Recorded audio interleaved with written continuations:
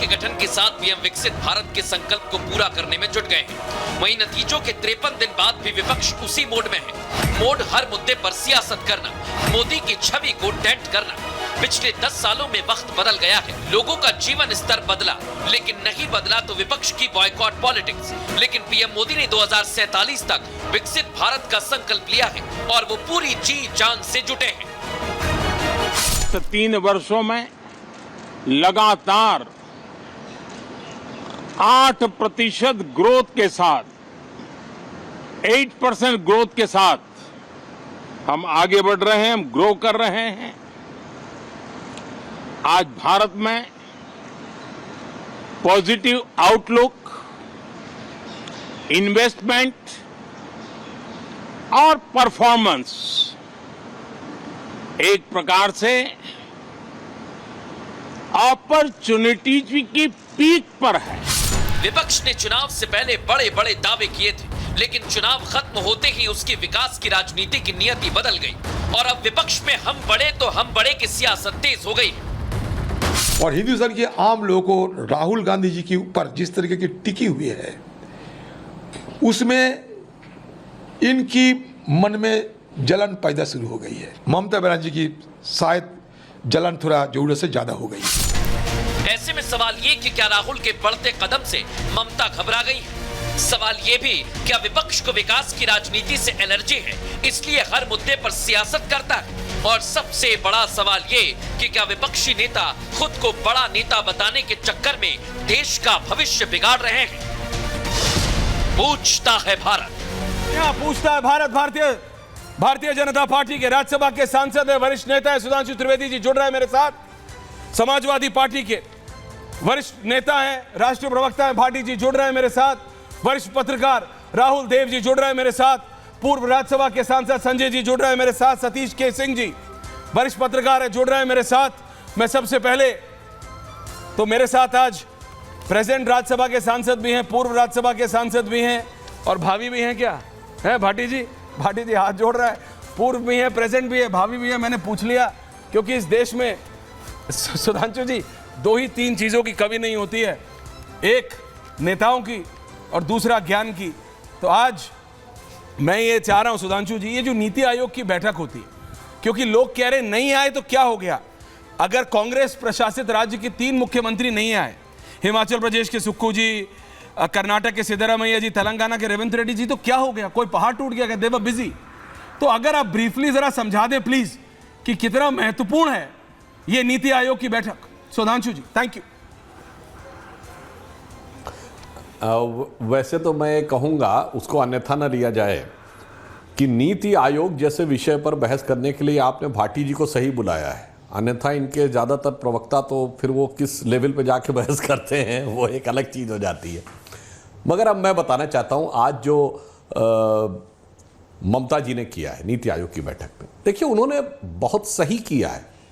आप समझ ही नहीं पा रहे हैं, आज ममता जी की जो राजनीति है या इंडी गठबंधन में जो राजनीति है, चुनाव जीतने के बाद जो कांग्रेस ओवर स्मार्ट बनने की कोशिश कर रही है, जो ये मैसेज देने की कोशिश कर रही है कि हम सबसे आगे हैं, तो ममता जी को पता था अगर वो बायकॉट करती तो वो कांग्रेस की पिछलग्गू दिखाई पड़ती कि लीड तो कांग्रेस ने ली थी, तो वो उनके पीछे खड़ी हैं।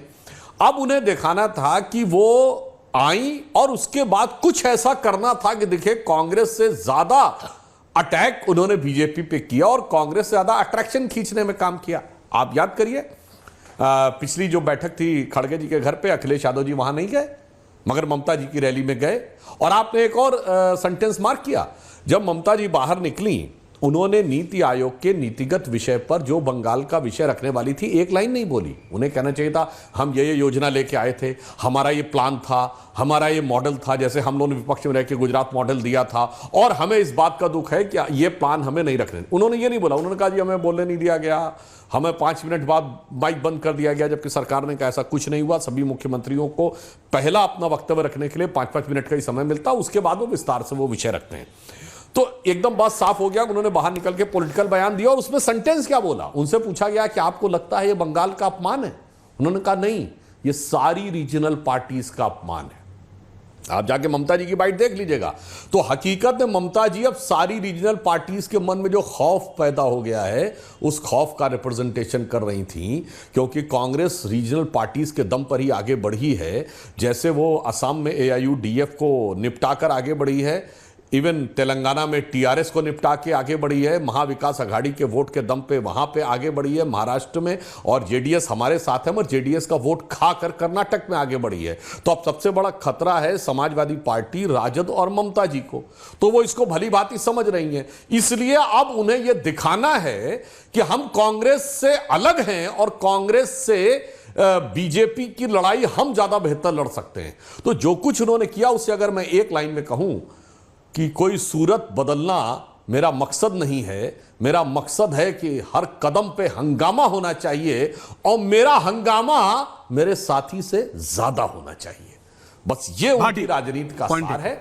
और आप बहुत साफ साफ समझ लीजिए कि ये इसका कोई भारतीय जनता पार्टी, मोदी जी की सरकार, नीति आयोग के नीतिगत विषय से लेना देना नहीं है। इसका इंडी गठबंधन के दलों के बीच में जिस वोट बैंक ने इन्हें एक जोड़ा था उसी वोट बैंक को लेकर होने वाली आंतरिक प्रतिस्पर्धा से लेना देना है। ओके भाटी जी, और फिर मैं आ रहा हूं सतीश जी, संजय जी, मैं आ रहा हूं। लेकिन समाजवादी पार्टी के नेता आप बताइए मेरे को, विपक्ष के लिए क्या नीति आयोग की बैठक जरूरी नहीं है? आप तो समझते हैं नीति आयोग का महत्व। माननीय मोदी जी के शासन में जैसा कि सभी संवैधानिक संस्थाओं का महत्व कम हुआ है, नीति आयोग का कोई महत्व रह नहीं गया। जो क्यों नहीं रह गया, जरा ये आयोग बताएंगे क्यों नहीं रह गया? Only one versus one. NITI Aayog में केवल गुफ्तगू होती है, चुटकलेबाजी होती है, बैठ के बात होती है, चाय पी जाती है, कोई नीतियां तो बनती नहीं है। ये केवल नाम का नीति आयोग है। और मोदी जी और भारतीय जनता पार्टी जिस काम में इन्हें महारत हासिल है, नाम बदलने में, योजना आयोग के पास कुछ पावर होती थी, योजना आयोग प्लानिंग करता था, पंचवर्षीय योजनाएं बनाता था, कुछ फंड भी होते थे, उसका आवंटन भी राज्यों को करता था, राज्यों की ज़रूरतें भी देखता था।